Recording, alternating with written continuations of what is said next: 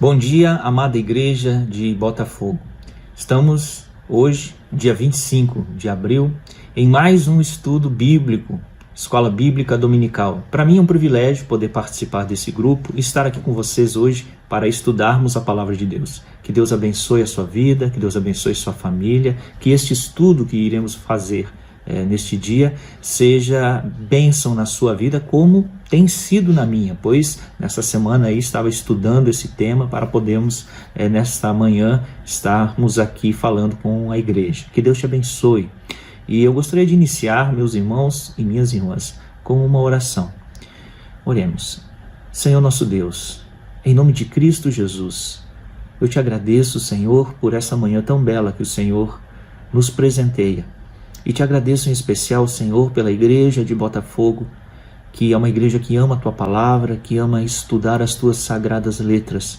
Senhor, nos abençoe, Senhor, nesta manhã, que o Teu Santo Espírito, Senhor, esteja conosco, iluminando, Senhor, os nossos passos nas Sagradas Escrituras e que possamos aplicar, Senhor, na nossa vida, no nosso dia a dia, na nossa caminhada cristã, aquilo que temos aprendido, Senhor, na Tua igreja. Senhor, se conosco, abençoe a todos que estão ouvindo e vendo, Senhor, esta aula, em nome de Jesus. Amém. O objetivo, meus irmãos, dessa aula que nós temos estudado nos últimos domingos, o maior de todos os personagens bíblicos, que é Cristo Jesus, o nosso Senhor, o nosso Salvador. Dentro desse estudo do personagem bíblico Jesus, o nosso objetivo hoje é verificar que Cristo passou por múltiplos sofrimentos em seu caminho substitutivo até a cruz. Jesus sofreu muitas dores, mas muitas vezes nós pensamos que as dores que Jesus sofreu foram apenas dores físicas, e o nosso objetivo nesse estudo é ampliarmos um pouco a nossa visão com relação aos sofrimentos que foram infligidos a Cristo Jesus, né? Espero que Deus nos dê condições de podermos enxergar essa amplitude desses sofrimentos. No estudo, então, da teologia sistemática, por exemplo, há um capítulo específico para o estudo da pessoa de Jesus Cristo. Isto é, dentro do estudo da sistemática existe a cristologia. Dentro da cristologia temos um estudo do estado de Cristo. E dentro desse capítulo ainda um parágrafo onde tratamos sobre os sofrimentos de Jesus. Quando falamos dos sofrimentos de Cristo, o que logo nos vem à mente e ao coração são os sofrimentos infligidos a ele durante a crucificação.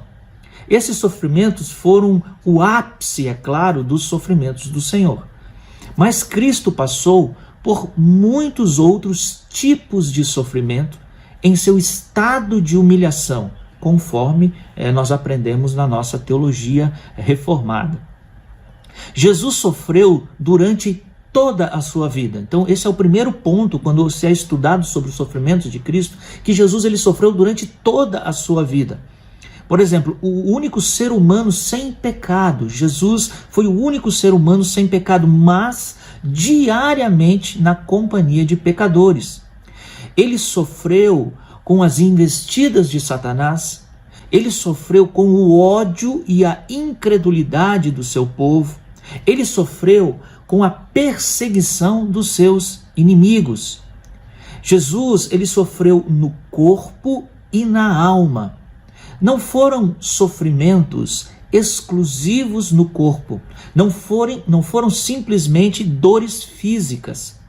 A dor física acompanhado da angústia na alma, angústia de consciência mediadora do pecado da humanidade. Jesus sabia que ele tinha uma missão, e a missão, uma missão substitutiva.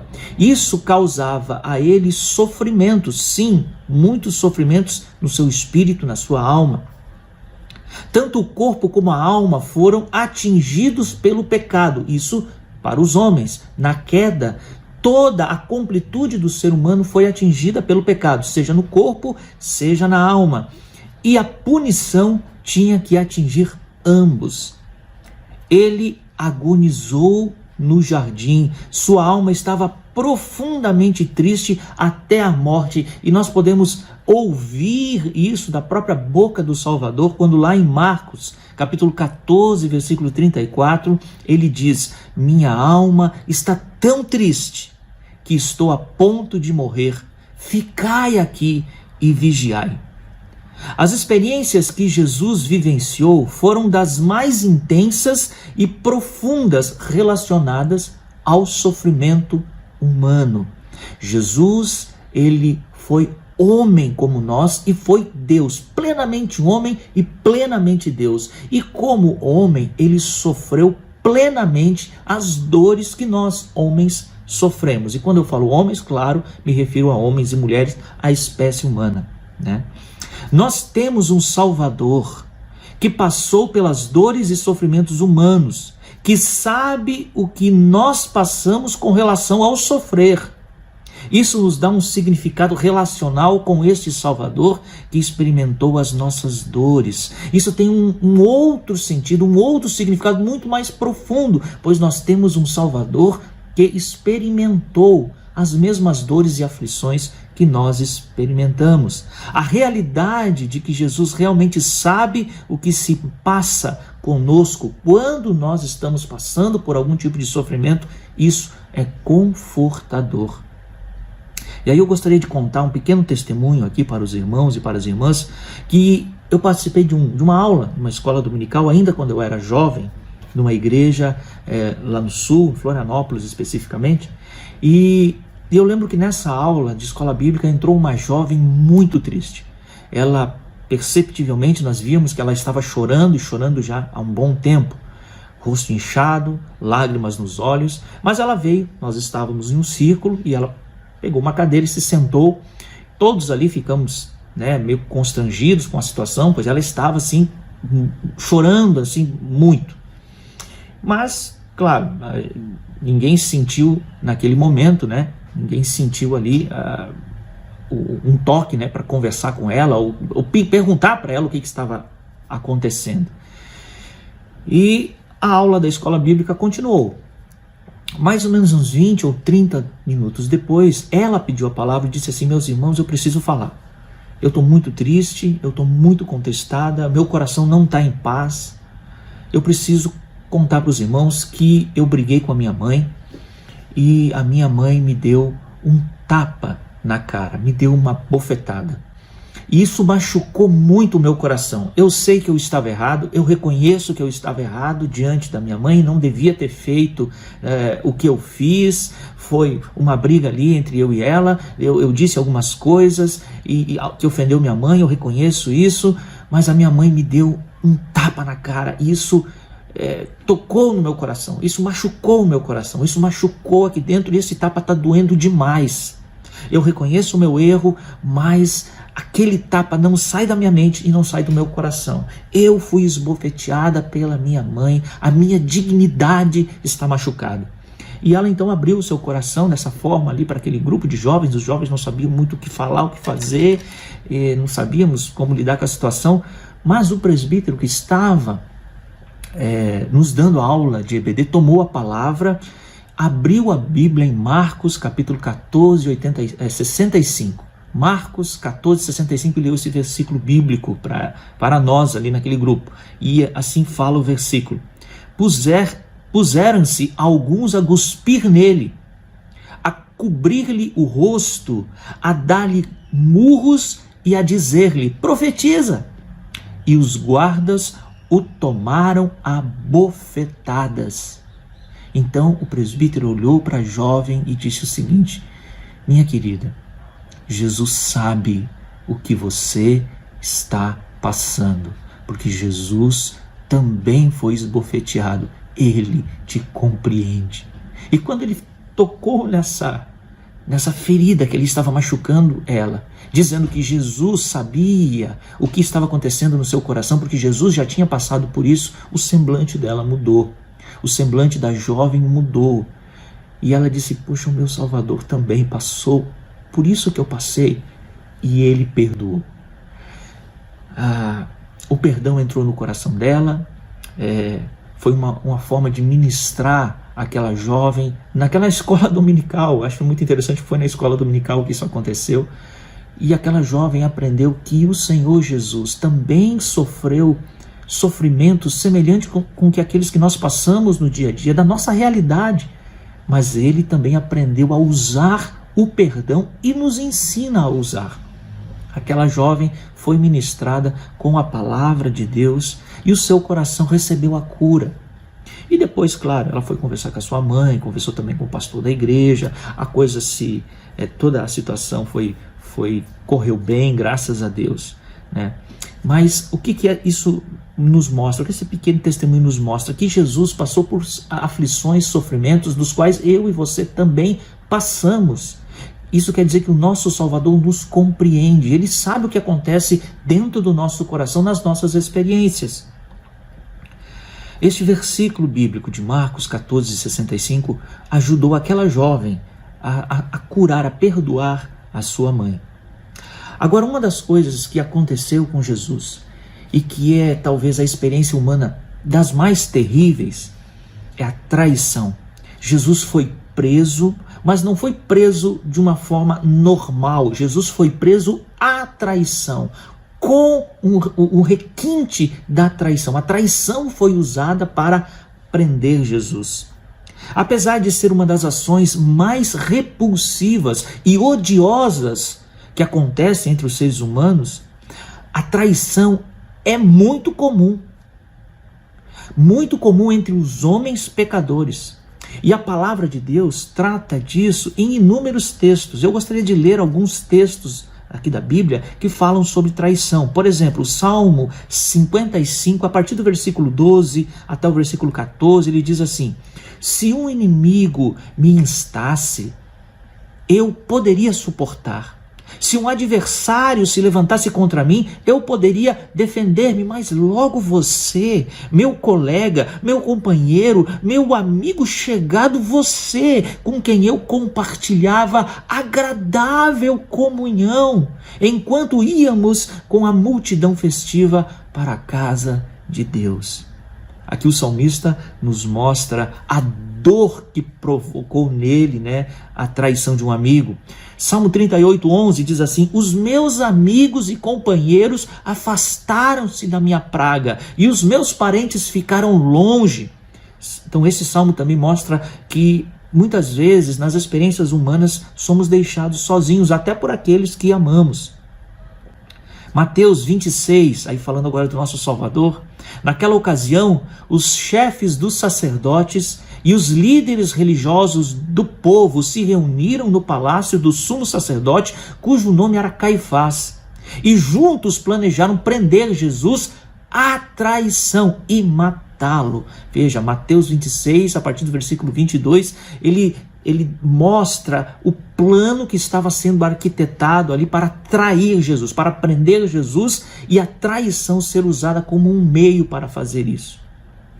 João, capítulo 13, versículo 21, nos diz: depois de dizer isto, Jesus perturbou-se em seu espírito e declarou: digo que certamente um de vós me trairá. Veja, Jesus dizendo que o seu espírito, que a sua alma, o seu interior estava muito triste, perturbou-se com isso. Isso estava realmente machucando muito Jesus. Mais um salmo, Salmo 41:9 diz: até o meu melhor amigo, em quem eu confiava e que partilhava do meu pão, voltou-se contra mim. Veja que a traição ela percorre os caminhos da Bíblia, como também percorrem muitas vezes o nosso caminho cotidiano, seja de um trabalho, seja até mesmo em relacionamentos. A traição percorre a vida humana. E aqui um dos versículos que mais dói, um versículo doído, dói o meu coração quando eu leio esse versículo bíblico. É um versículo doído, versículo de Zacarias, capítulo 13, versículo 6. Anote aí para depois você poder ler com calma este versículo. Para mim é um dos versículos mais doídos da Bíblia. Ele diz assim, Zacarias 13, versículo 6: e se alguém lhe perguntar: que feridas são estas entre as tuas mãos? Ele responderá: fui ferido na casa dos meus amigos. Fui ferido na casa dos meus amigos. A traição traz sofrimentos, destrói a confiança, manda embora a lealdade, lança ao lixo o companheirismo e a amizade, enegrece a esperança na humanidade, machuca, fere, agride a alma, ceifa a cumplicidade, desfaz cordialidades, anula alianças. Então a traição, ela é real nas experiências humanas. Elas acontecem. Espero que você nunca passe por isso, mas a traição, não apenas a traição quando a gente fala de relacionamentos. Existem vários tipos de traição, como trair um amigo, ou até em questões de emprego, ou de outras situações, enfim. A traição, ela é algo real que acontece sim nas experiências humanas, e Jesus passou por isso. E Jesus declara que isso machucou muito o seu coração, machucou muito a sua alma. Agora, quem traiu Jesus? Então, o autor do livro que nós estamos acompanhando, o que nos dá base para o nosso estudo, ele vai falar algumas coisas sobre quem traiu Jesus. Judas, um nome marcado. A palavra de Deus diz que o autor da traição de Jesus foi Judas Iscariotes, mas é interessante que o nome Judas ficou marcado. E aí eu posso dizer para os irmãos e para as irmãs que na minha experiência de vida, até aqui, eu não conheci nenhum homem que tenha o nome de Judas. Esse nome carrega uma marca negativa, como se fosse um estigma social. Eu não sei da experiência dos irmãos, mas eu nunca conheci um homem que se chamasse Judas. Eu tenho 43 anos e eu não conheço nenhum homem que tenha o nome de Judas. E também não consigo imaginar um pai de família, uma mãe, que logo que descubra que vai vir um novo bebê na sua família, queira colocar nele o nome de Judas. Eu nunca percebi isso, eu nunca tive essa experiência. Os irmãos pode ser que tenham, mas eu realmente não conheço ninguém que tenha esse nome ou que queira ter colocado no seu filho o nome de Judas. Por quê? Porque esse nome carrega uma certa negatividade, um estigma social. Agora, aqui no Brasil também a cultura popular religiosa tem o costume de malhar o Judas. Isso acontece normalmente no sábado de Aleluia, quer dizer, o dia seguinte à Sexta-feira Santa. Este costume foi trazido pelos portugueses e espanhóis ainda no início da colonização e foi implantado em toda a América Latina. Malhar o Judas ainda é uma prática comum no Brasil, apesar que esse costume está desaparecendo nos grandes centros, nas grandes cidades. Bonecos de palha ou de pano são pendurados em postes de iluminação pública, ou galhos de árvores, ou em estacas, ou em currais. São rasgados e queimados. O Judas representa o personagem bíblico, Judas Iscariotes, que traiu Jesus Cristo com um beijo e 30 moedas de prata. A brincadeira seria uma maneira dos católicos, porque é uma herança da religiosidade católica, é uma maneira dos católicos se vingarem da traição de Judas. Antes do boneco morrer enforcado, o traidor, o Judas, esse boneco, ele é muito xingado. Existe ali nessa brincadeira religiosa, esse costume religioso, também a prática de xingar muito esse boneco. Então o livro também nos fala, o livro que eu falo é o livro que nos dá base para esse estudo, sobre os personagens bíblicos. Ele fala sobre a origem de Judas. E o nome Judas está ligado à história dos judeus. É interessante esse aspecto do nome de Judas. Então, Judas ele está ligado à historicidade do próprio povo judeu. Então, o seu nome Judas está ligado a Judá, que foi o quarto filho de Jacó lá no Antigo Testamento. Então Judas é uma derivação do nome Judá. Uma segunda característica histórica é que o nome de Judas também está associado a Judas Macabeu, que liderou, libertou como o exército judeu que lutou contra os Seleucidas e foi um herói nacional. Isso aconteceu mais ou menos 164, 165 antes de Cristo. Então Judas Macabeu era um herói nacional para o povo judeu ali naquela época, né? Então, quando pensamos em Judas, temos que lembrar esses dois fatos históricos, que Judas, esse nome está ligado a Judá, que é um dos patriarcas, ali das tribos de Israel, e também a esse Judas Macabeu, que foi um grande herói nacional. O seu sobrenome, Iscariote, o sobrenome é Iscariote, é uma referência ao lugar onde ele fora criado e significa, olha o significado do sobrenome, é homem de Quiriote.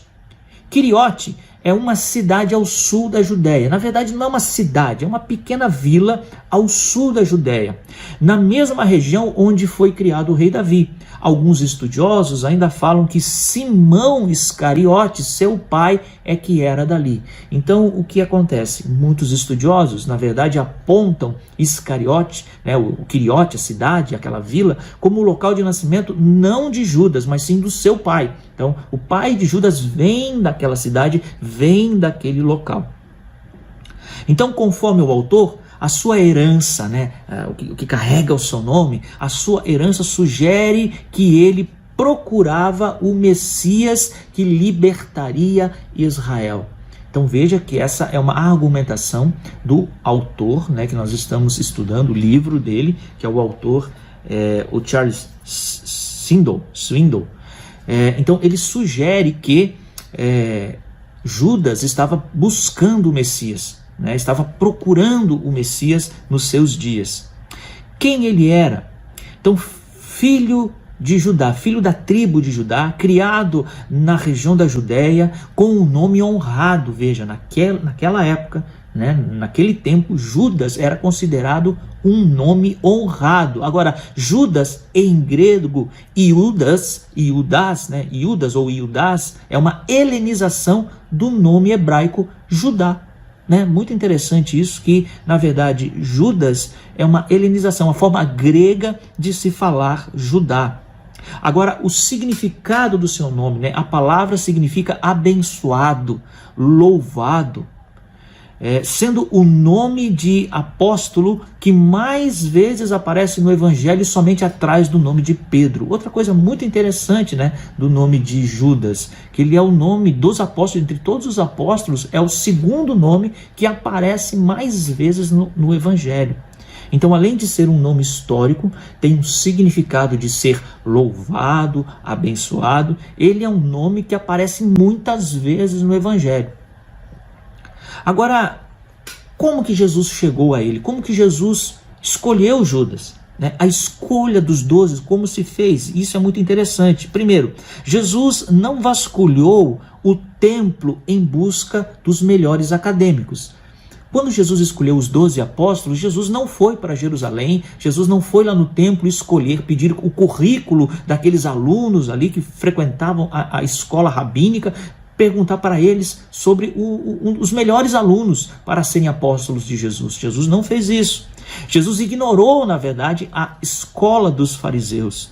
Por exemplo, Jesus escolheu Tiago e João, filhos do trovão. Veja, isso sugere um temperamento explosivo, pessoas que tinham um temperamento explosivo, Tiago e João. Agora, Jesus também chamou um tímido, André, e um impetuoso, como é o caso de Pedro. Jesus convidou um colaborador de Roma. Veja, Jesus chamou Levi, Mateus, ele era um coletor de impostos. Agora Jesus também chamou um cínico, como foi Natanael, e um duvidoso, como foi o caso de Tomé. Então, quando nós olhamos para aqueles personagens que Jesus escolheu ali, aos olhos humanos não parece, que era uma turma muito boa, aos olhos humanos. Jesus escolheu homens que faziam pouco para esconder as suas falhas. Quer dizer, os discípulos eles não tinham nenhuma pretensão de esconder quem eles realmente eram. Eles não escondiam as suas falhas. Até onde se sabe, um outro detalhe, é que todos eram da Galileia. Um outro detalhe muito interessante, que nessa escolha de Jesus, dos 12 apóstolos, a maioria deles eram da região da Galileia, da mesma região que Jesus. Agora Judas foi o único que faria um pouco de sentido aos olhos humanos, um zelote admirável, criado na Judéia. Quer dizer, quando nós olhamos para o perfil de Judas, aos nossos olhos, ele teria sim perfil para ser apóstolo. Ele foi criado numa região nobre, ele teve contato ali com o templo, ele teve contato com o partido dos zelotes, ele teve contato, Judas tinha uma certa instrução, tanto é que ele faz a administração dos recursos dos apóstolos. Então, Judas, aos olhos humanos, seria, digamos, o único que passaria numa listagem de apóstolo se nós tivéssemos que escolhê-lo. Agora, com relação ao treinamento, Judas, ele recebeu o mesmo treinamento, o mesmo benefício da proximidade com Jesus, a mesma capacidade de curar enfermos, de expulsar demônios, a mesma honra de anunciar a vinda do reino de Deus. Quer dizer, tudo aquilo que os outros apóstolos receberam em termos de treinamento e capacitação, Judas também recebeu. Judas inspirou confiança porque talvez ele tinha a capacidade de cuidar das finanças do grupo. Ele recebeu essa incumbência. A gente pode ver isso lá no Evangelho de João, no capítulo 13, no versículo 29, diz assim: pois, como Judas era quem trazia a bolsa, pensavam alguns que Jesus lhe dissera: compra o que precisamos para a festa, ou lhe ordenara que desse alguma coisa aos pobres.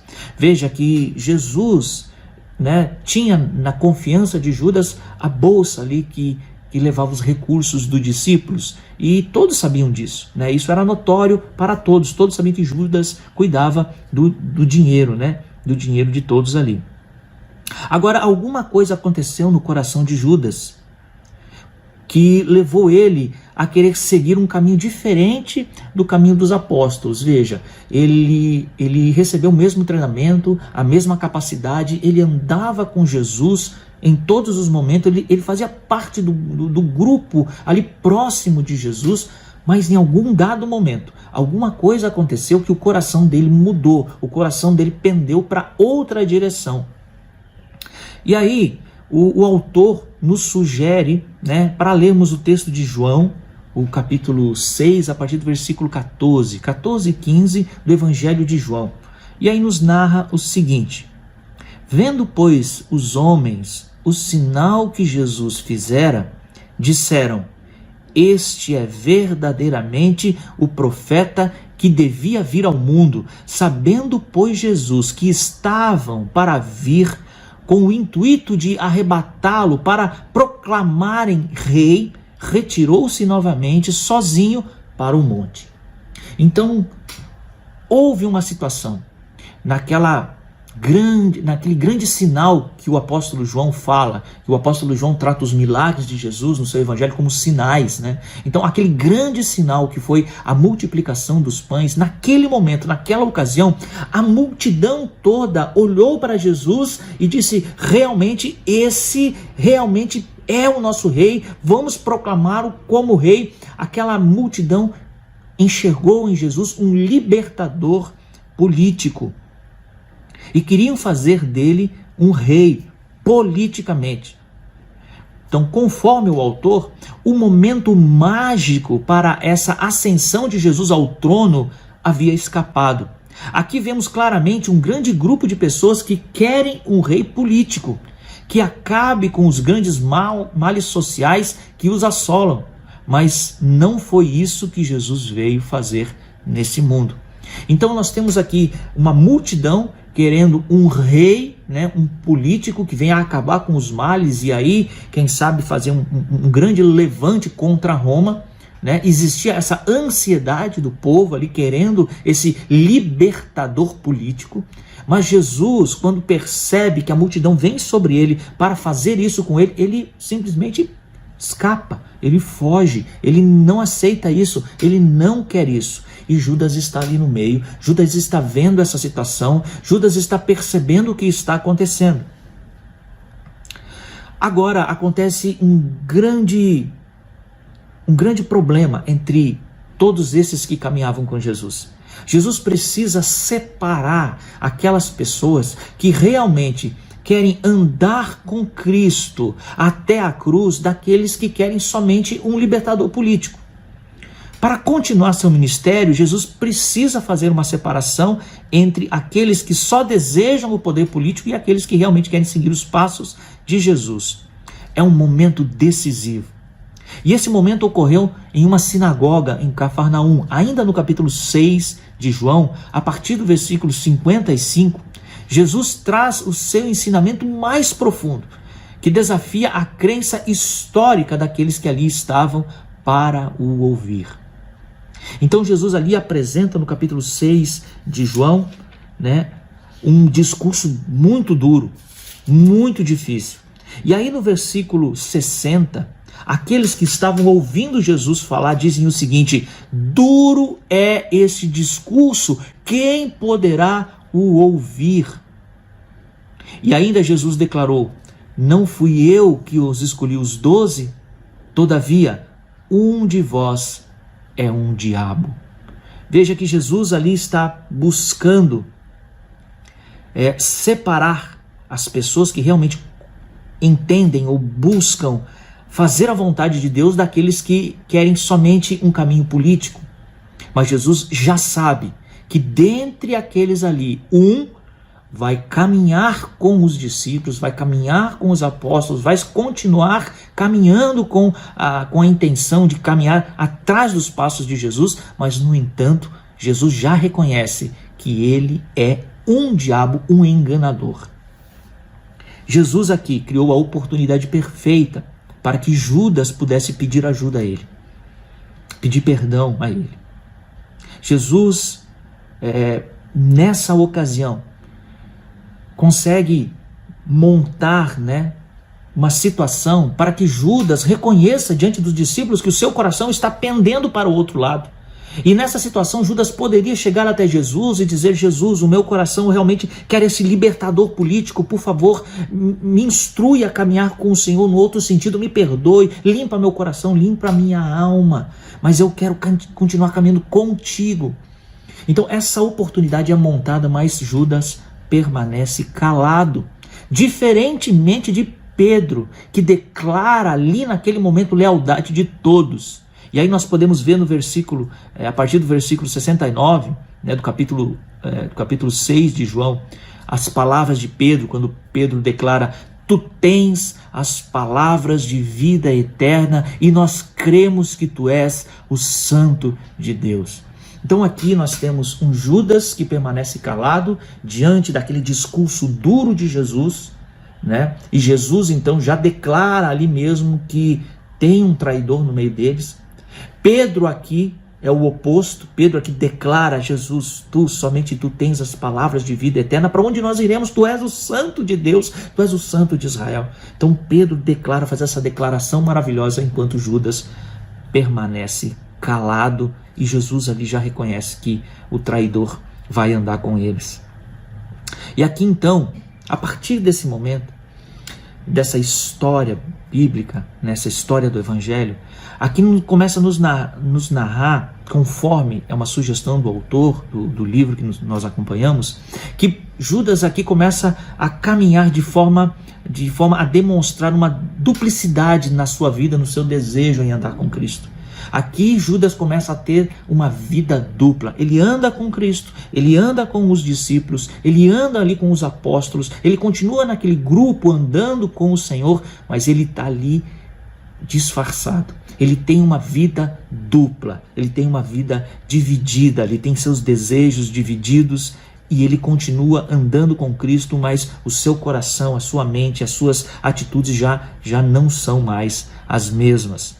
Após Jesus ter separado alguns daqueles que o seguiam, Judas inicia sua vida dupla em meio aos discípulos e tenta buscar dentre os discípulos até colaboradores para caminhar com ele assim. Em um episódio, então, na casa de Simão o leproso, podemos ver duas tensões levantadas na cena.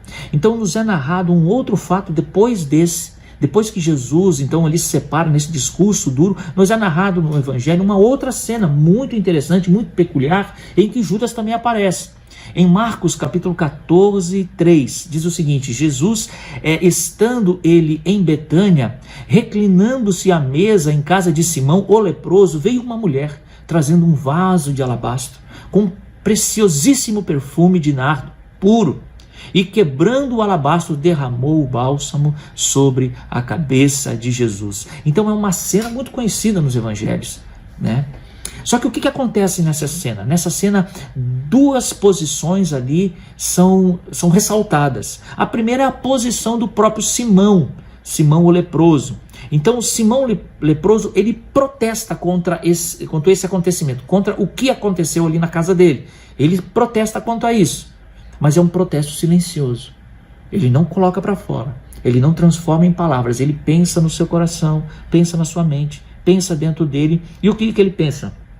Ele pensa que se esse homem realmente fosse um profeta, ele saberia quem é essa mulher que entrou na casa e derramou esse vaso, esse alabastro sobre ele. Se realmente Jesus fosse verdadeiro, se ele realmente fosse um homem de Deus, ele saberia da vida dessa mulher.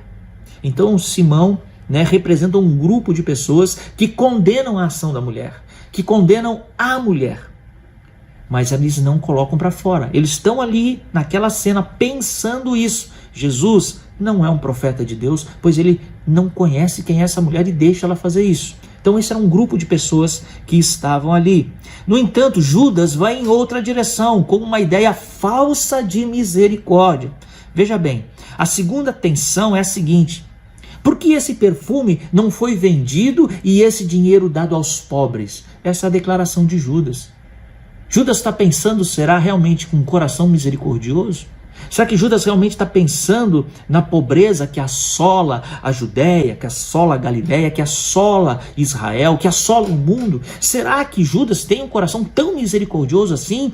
Poxa, esse perfume poderia ter sido vendido e termos alimentado muitas bocas famintas. Por que não foi feito isso? Olha que desperdício. Essa é a argumentação de Judas, mostrando assim um outro grupo de pessoas que externalizam isso, que falam isso. Agora João, o apóstolo João, descreve que esse seu pensamento era porque ele desviava os recursos da bolsa, mostrando assim que Judas tinha um caráter corrompido. João, ao relatar, esse episódio, ele aponta para Judas e diz: olha, Judas estava pensando isso, não pensando nos pobres, nos miseráveis, realmente no ministério de misericórdia, mas ele está fazendo isso porque se o dinheiro entrar na bolsa, é ali que ele vai desviar. Veja que os apóstolos aqui já têm percebido algo que Judas tem feito secretamente. Há um segredo que Judas tenta esconder de todos, que é a própria corrupção do seu coração. Judas já estava ali corrompendo a bolsa, tirando dali recursos, em outras palavras, roubando ao Senhor Jesus. E os apóstolos parece que já perceberam isso. João declara isso no seu texto. O pecado que ele escondia começa a se tornar notório entre os discípulos.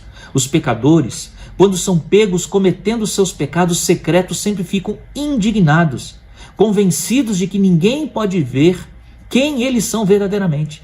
O pecado escondido faz com que o pecador viva uma vida dupla. O pecado domina a luz da verdade, exige segredo. E o único remédio contra o pecado é a confissão genuína e sem reservas e em arrependimento. Uma vida vivida com o pecado secreto é uma vida que caminha para a destruição.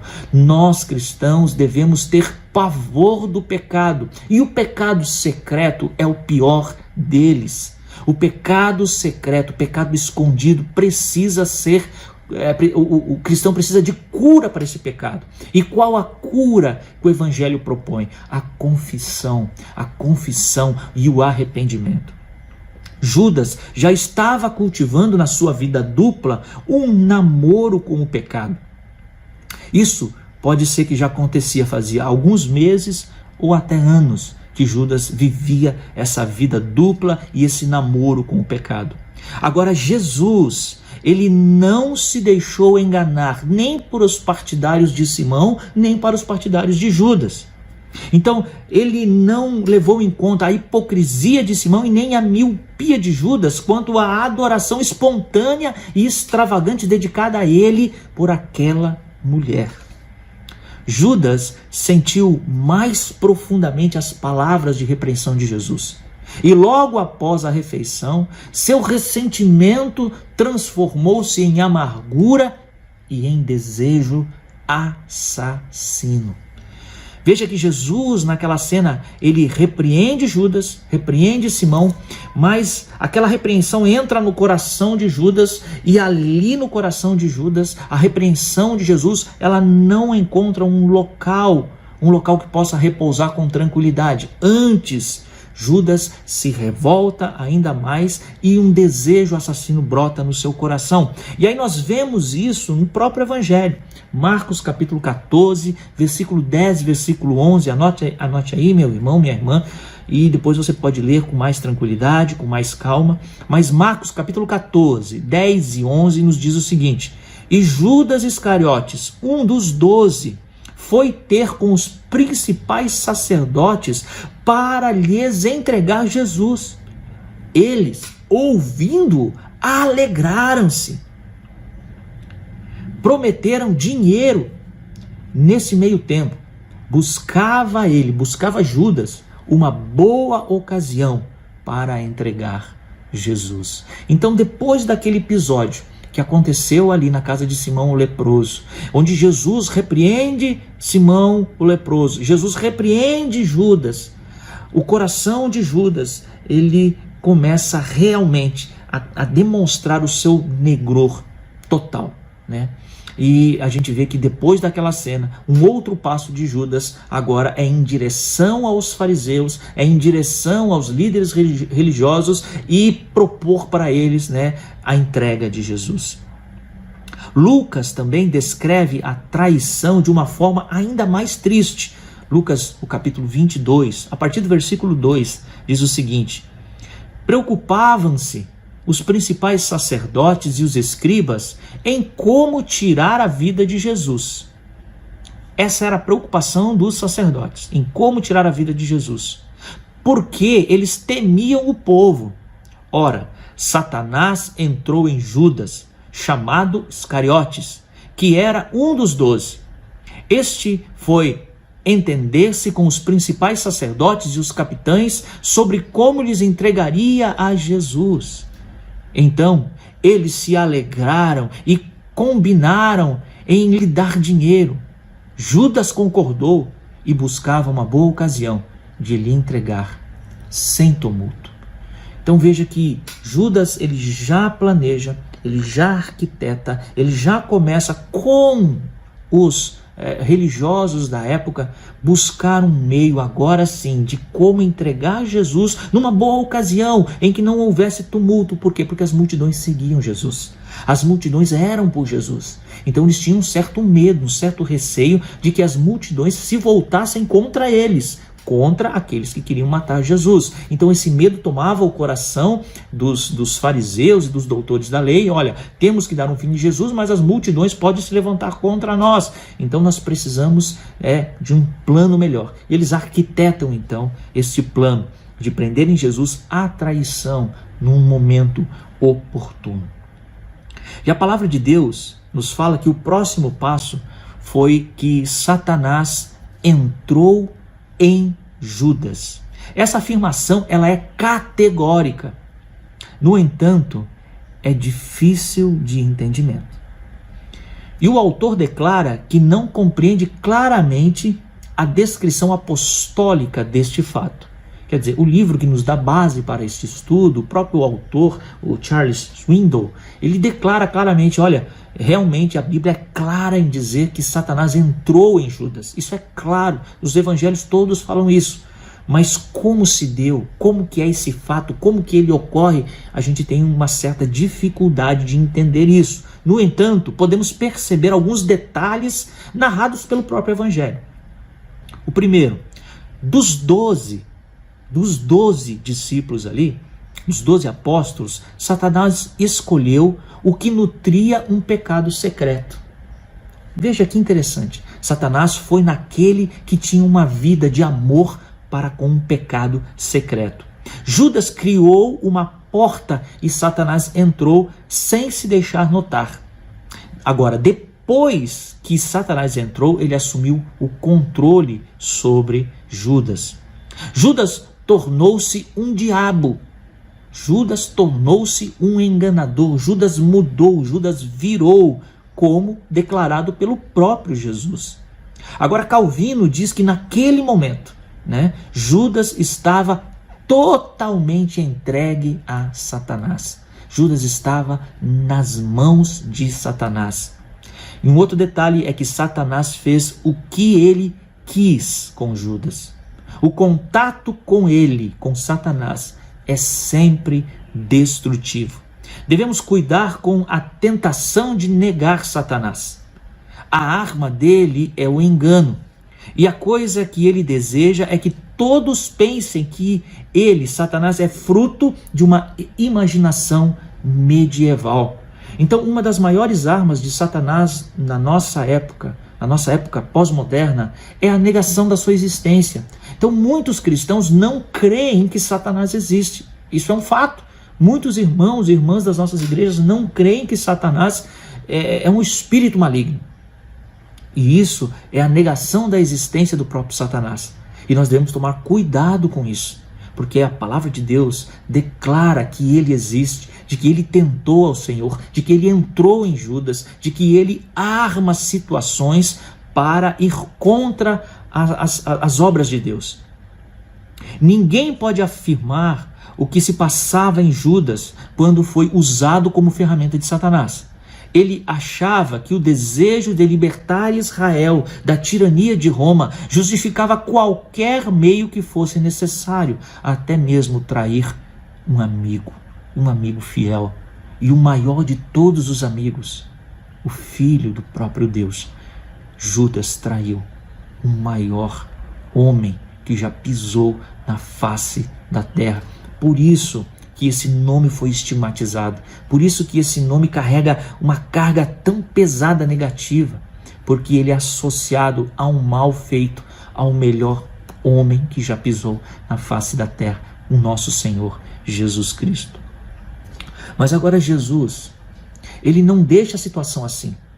Jesus ainda cria uma outra situação, uma outra oportunidade para que Judas possa se retratar, ou possa naquele momento ali confessar o seu pecado, pedir perdão, pedir pela misericórdia de Deus. Uma outra situação é montada por Jesus. Claro que não especificamente só para isso, mas é uma oportunidade perfeita para que Judas se arrependa. A Páscoa se aproximava e as preparações começavam muito antes. Durante semanas, judeus de todo o Império de Roma se dirigiam a Jerusalém. Jesus havia instruído os discípulos a escolherem um local para um jantar especial. Agora, somente 2 sabiam que seria a última refeição com todos juntos. Apenas 2 sabiam que seria a última vez que jantariam todos juntos. E quem sabia? Jesus e o traidor Judas. Os discípulos se sentaram e olharam uns para os outros confusos enquanto Jesus ensinava.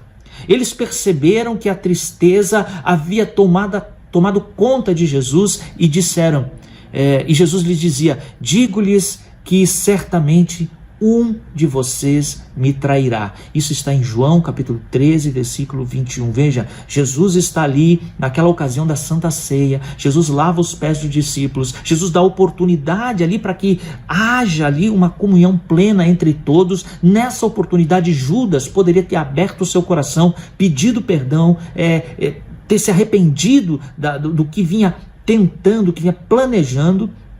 E a tristeza toma conta plena do coração de Jesus, porque Jesus percebe que Judas, ele não irá se arrepender. E aí, Jesus mesmo declara: digo-vos que certamente um de vocês me trairá. Pedro então olha para João e diz, pergunta a ele quem fará isso? Jesus então responde: aquele a quem eu der esse pedaço de pão. E o que está para fazer, faça depressa. Veja que na cena que nos é mostrada no Evangelho de João, estão todos à mesa e Jesus então declara a João: olha, aquele a quem eu der este pedaço de pão, ele vai me trair.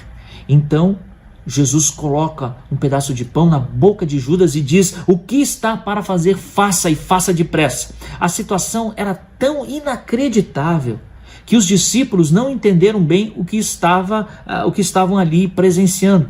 Achavam que Jesus queria que Judas saísse para comprar algo ou que desse algo aos pobres, já que era ele que estava responsável pelas finanças ali do grupo. O espírito de Satanás assumiu pleno controle de Judas e ele saiu pela escuridão da noite.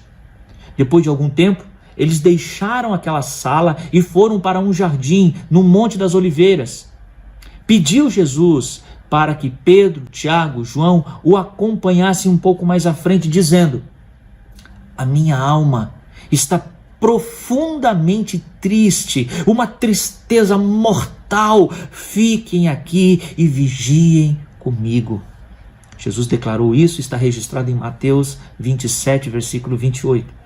Em outra parte da cidade, no entanto, líderes religiosos, estavam planejando como trair Jesus. Deixaram esses líderes a sua refeição pascal, se encontraram com Judas para planejar como prender Jesus, pois era o momento perfeito. Era feriado, todos estavam ocupados, cada um com sua família, nos seus jantares de Páscoa. Judas sabia aonde Jesus estaria sozinho, sem a multidão que normalmente o acompanhava. Era noite, estava escuro. Os discípulos seriam fáceis de ser vencidos, eram apenas 12. Os principais sacerdotes arrumam então guardas e Judas revelou a eles aonde Jesus estaria. Jesus sofre a agonia no jardim, ora a Deus Pai por 3 vezes, pedindo para que Deus passe dele este cálice, mas que não seja feita a vontade de Jesus, mas que seja feita a vontade de Deus, seja feita a vontade do Pai.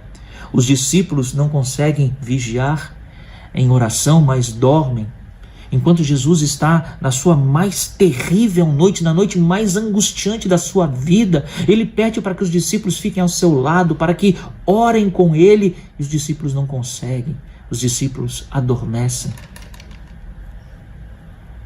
Aí chega um pequeno grupo de um exército, um pequeno exército junto com Judas, que vem das sombras da noite, e Judas grita: salve, mestre!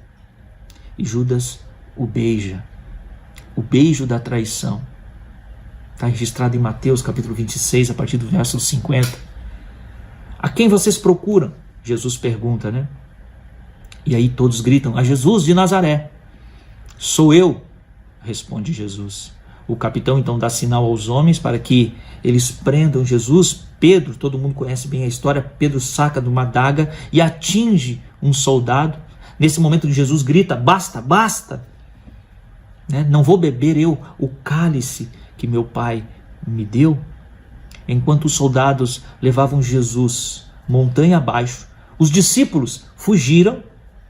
Ninguém sabia para onde Judas estava, ninguém viu Judas, ninguém conseguiu registrar para onde Judas foi. Os julgamentos então que Jesus, diante dos líderes religiosos, começaram a julgar Jesus, Esses julgamentos mostraram que ele estava condenado antes mesmo de sua prisão. Isso talvez tenha surpreendido a Judas. Ele tentou devolver o dinheiro, mas os sacerdotes se recusaram a aceitar as 30 moedas de prata. Ele foi direto para o pátio, do santuário e jogou o dinheiro manchado de sangue. O traidor, incapaz de viver com o pecado, sem disposição para se arrepender, ele enforcou-se. A triste escolha de dar fim à vida, em vez de confessar o seu pecado e buscar perdão, consumou a história dessa vida dupla que Judas viveu. Ele morreu, na verdade, como sempre viveu. Ele morreu emaranhado no seu amor para com o pecado. Judas viveu uma vida dupla durante muito tempo e o pecado foi consumindo pouco a pouco o seu coração. O pecado foi consumindo pouco a pouco a sua vida, a sua mente, a sua vontade, os seus desejos. E todos eles, a partir do momento que o diabo entrou nele, se voltaram contra Cristo Jesus. E essa é a história da traição do nosso Senhor. Jesus, o nosso Senhor, sente na alma, no coração, uma angústia terrível por ter sido traído. Ele demonstra isso, chora por isso, verte sangue, diante dessa tristeza profunda. Mas Judas, ele nos deixa algumas lições que nós precisamos aprender. A primeira lição é que a associação com o que é espiritual não garante que nós nos tornemos pessoas espirituais. Veja bem, nós pertencemos a uma igreja, frequentarmos programas da igreja, temos amigos crentes, tudo isso é muito saudável e tudo isso é próprio e devemos fazer. Mas isso não nos garante que somos verdadeiramente cristãos, Devemos ter um encontro pessoal com Cristo. Devemos nos arrependermos dos nossos pecados, devemos confessar os nossos pecados e nos submetermos aos ensinos da palavra de Deus e andarmos diariamente buscando em Deus, andando em Deus, querendo uma vida cristã santificada. O pecado, ele anda ao nosso redor tentando nos tragar e nós devemos andar uma vida buscando sempre a santificação no Senhor. Um segundo ensinamento, a corrupção moral em segredo é mais terrível que a corrupção visível.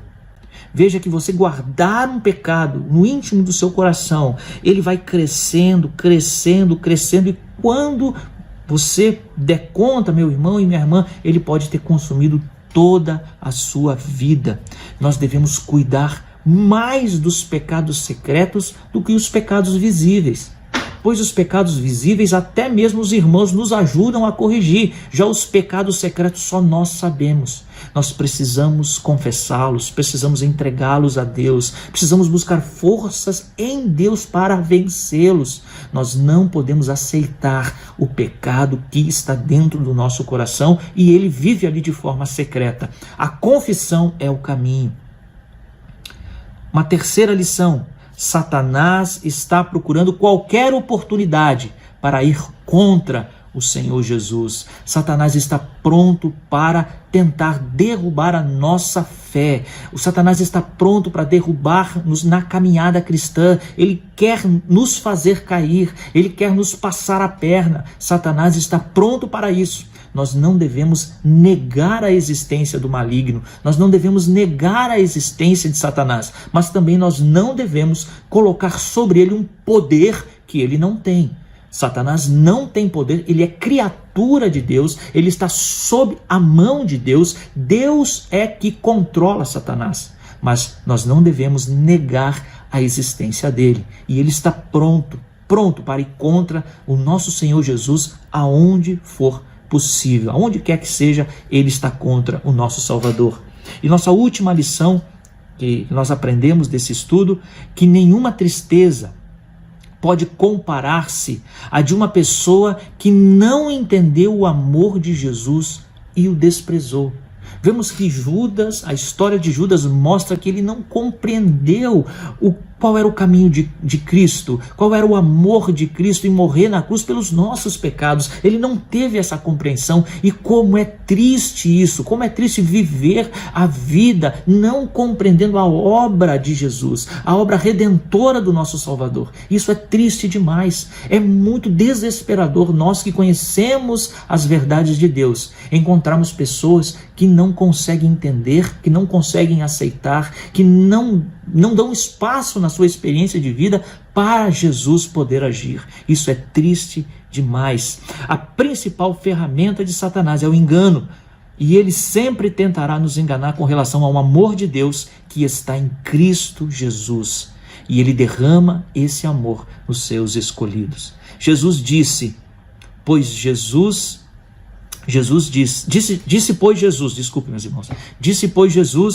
aos judeus que havia crido nele: se vós permanecerdes nas minhas palavras, sois verdadeiramente meus discípulos e conhecereis a verdade, e a verdade vos libertará. João capítulo 8, versículo 31 e 32. Meu irmão, fica uma pergunta aqui ao final deste estudo. Como você se posiciona com relação a tudo isso? Que Deus te abençoe, meu irmão e minha irmã. Que Deus esteja sobre a sua vida, sobre sua casa, em nome de Jesus.